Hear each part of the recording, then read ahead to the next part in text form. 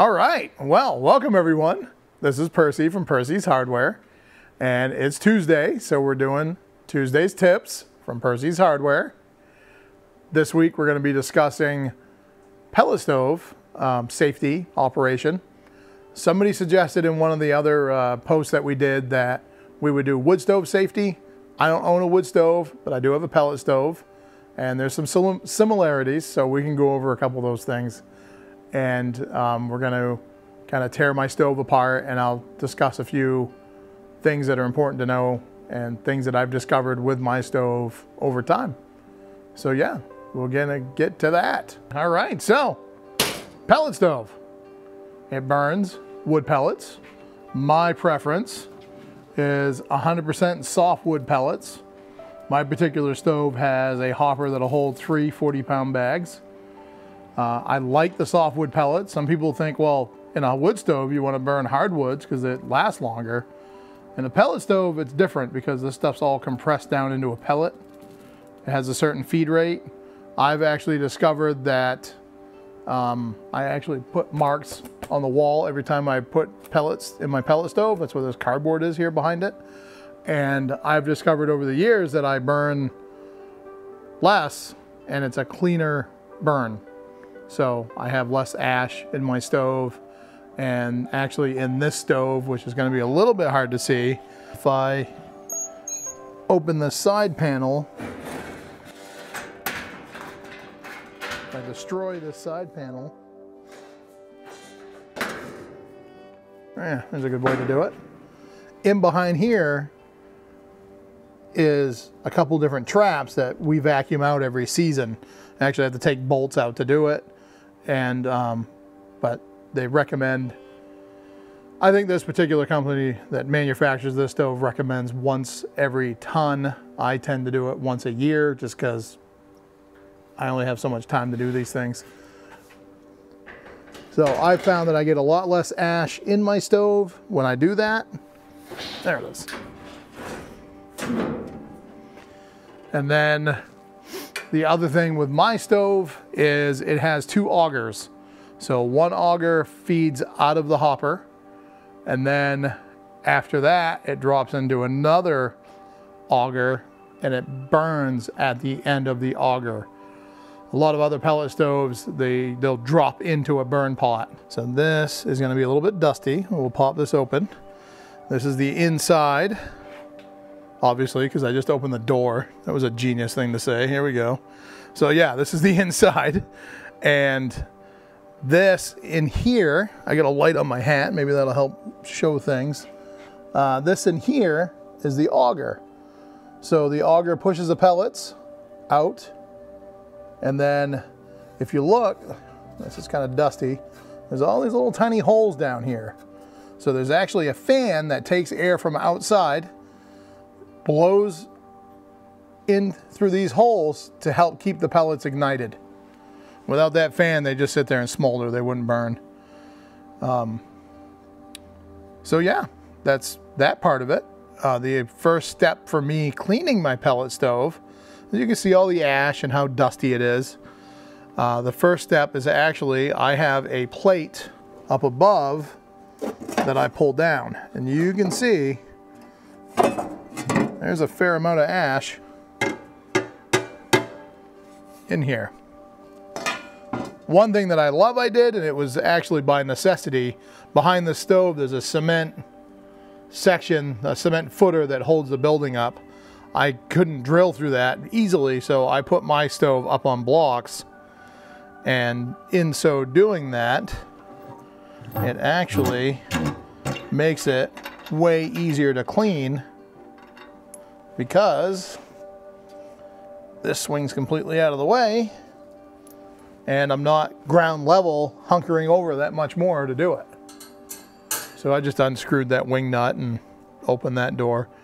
What I'm going to do is actually fire up the vacuum cleaner and take a brush, get all the dust down in here that I can. I want to try and get as much dust out of this as I can, just so it doesn't go out through the rest of the system. It just makes it that much cleaner and easier to clean the sides later in the year. That's how I get away with doing that once a year, is I'm very thorough when I clean it. I have an ash vac to get all the little dust and stuff sucked up. Otherwise, it would just go everywhere in this room. Pellet stoves are dusty, kind of like a wood stove is, so there's a couple similarities between the two. So yeah, so that's a quick little start. So I'm gonna actually grab a brush and start cleaning stuff. Oh, and the other neat thing I did is to get some of the little tiny spaces, I just kind of rigged up some fittings at the end of my hose for my ash vac. I use an ash vac, so if I accidentally suck up warm ash, this is a metal can, I'm not going to accidentally melt through a plastic one and light my house on fire, which in here it's all cement, so I don't have to deal with that, but it also will, you know, prevent something else from catching on fire in the building, and it will take it better than a regular shop vac will. You will burn out a regular shop vac trying to do this because of the fine dust.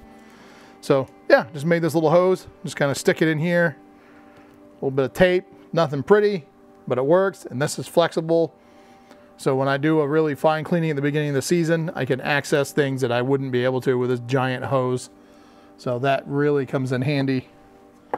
So yeah, we're just gonna make some dust. So my particular stove, I can remove the burn pot. And I'm going to do that right now. Just try to get most of the dirt and ash in the pan.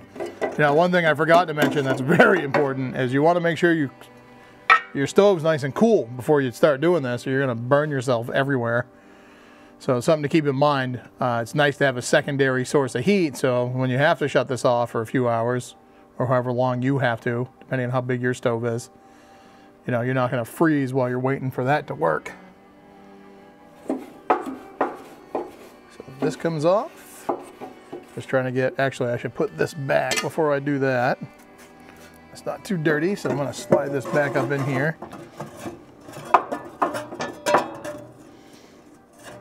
You can see how dusty this is, I'm pretty sure, by the light on my hat. And yeah, I pulled that off.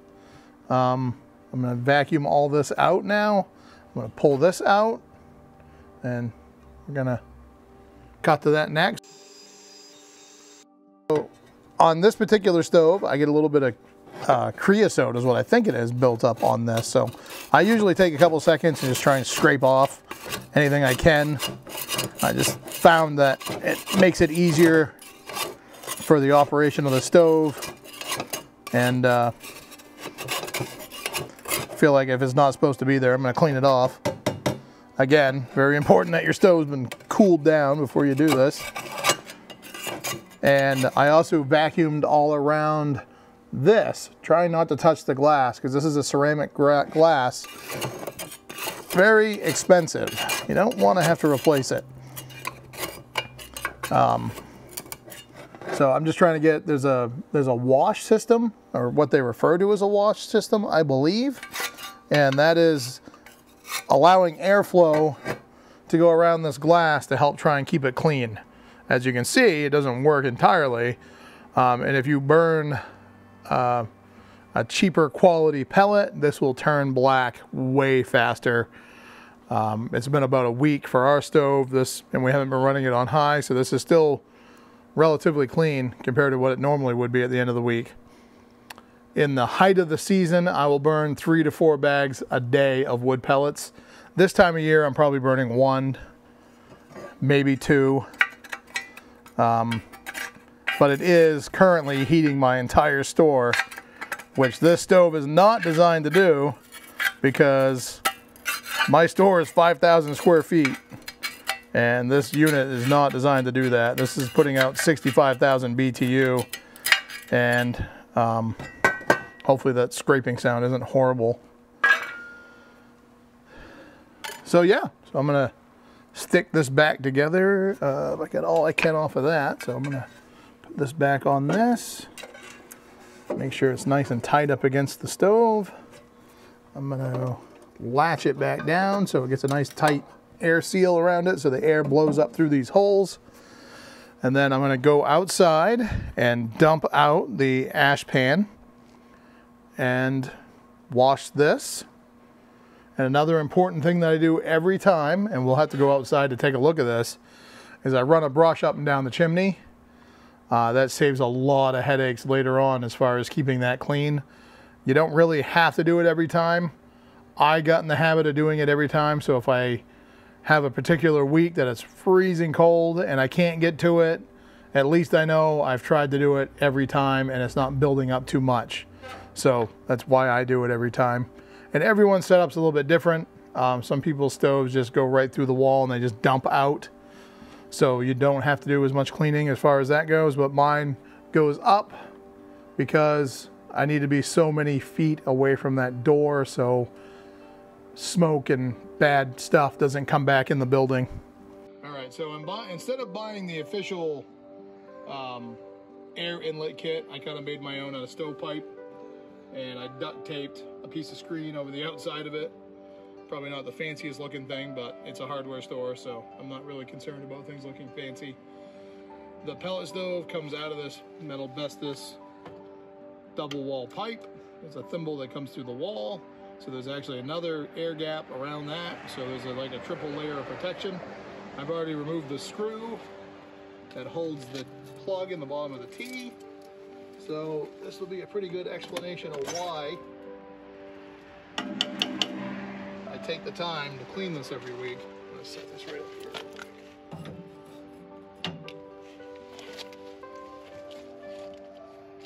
So this is a chimney brush, 4-inch. Some pellet stoves are 3-inch. We actually carry both of these. I'm sure your local hardware store does too if you're watching this and you're not from the area. Sorry about the background noise with the cars going by and everything, but this just gets run up the chimney, and hopefully the camera's picking up the amount of dust that's coming out of this thing. So this is just a week's worth of use, and it's light use.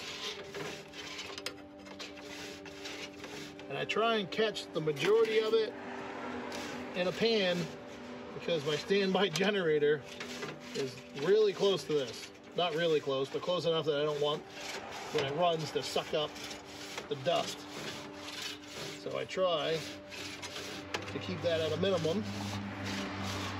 I'm just slowly working it up the pipe.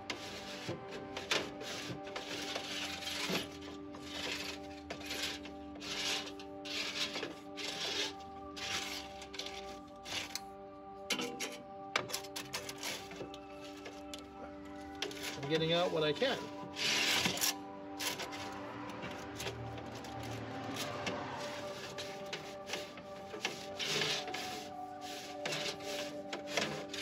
So if you're sensitive to dust and things as such, you may want to think about wearing a mask so you're not inhaling any of this stuff.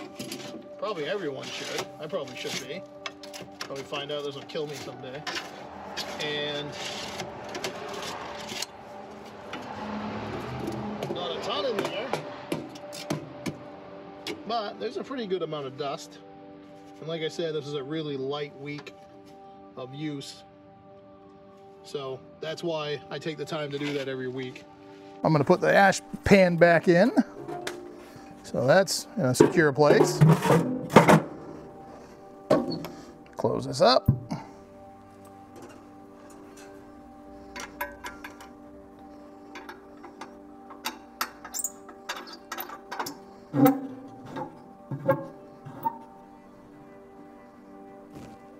The last step is cleaning the glass.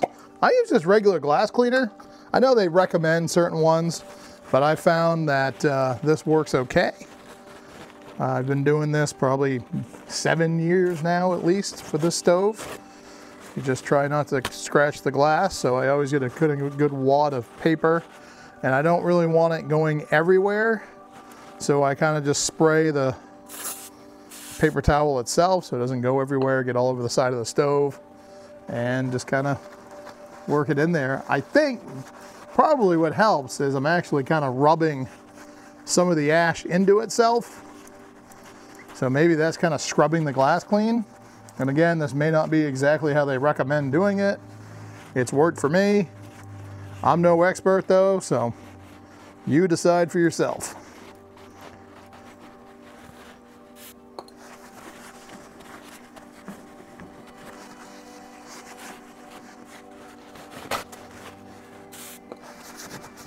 Other thing I do is I wad up these paper towels to protect my finger because these little metal pieces are sharp. So I try and kind of insulate myself from them with a little bit of paper towel. Nobody wants a cut finger. Nobody likes that. Makes you sad.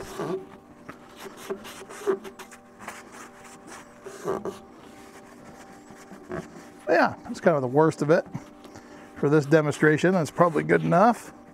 I'd probably work at this a little bit more, typically, but close enough for that. So that's what it would look like, closed. Looks fairly nice. And then I would reset my stove, and usually what I do is I like to feed the pellets in this particular stove till they get to about these little holes, and then I light it.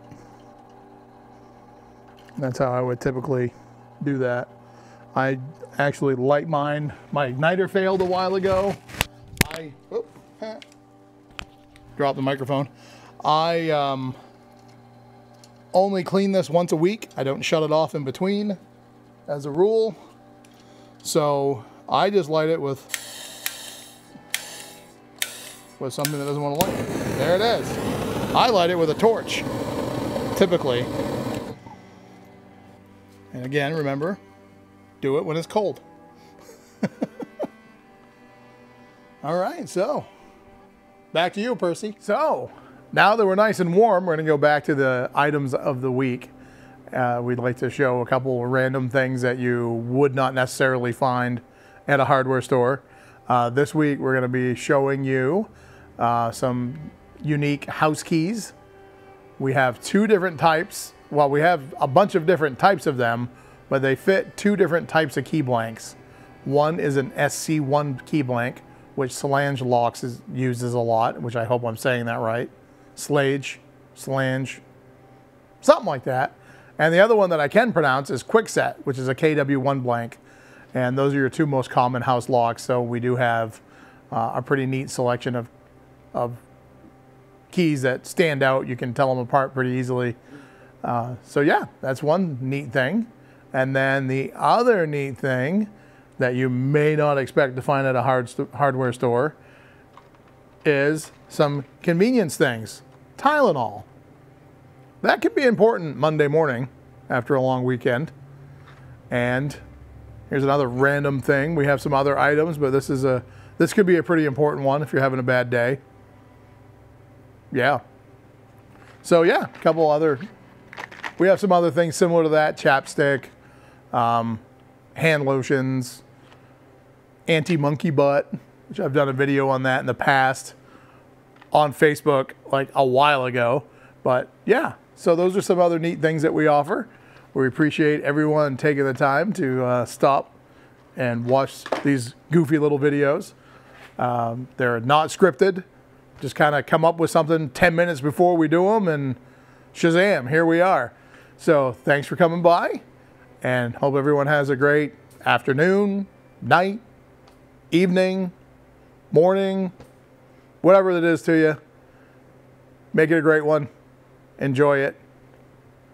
Bye.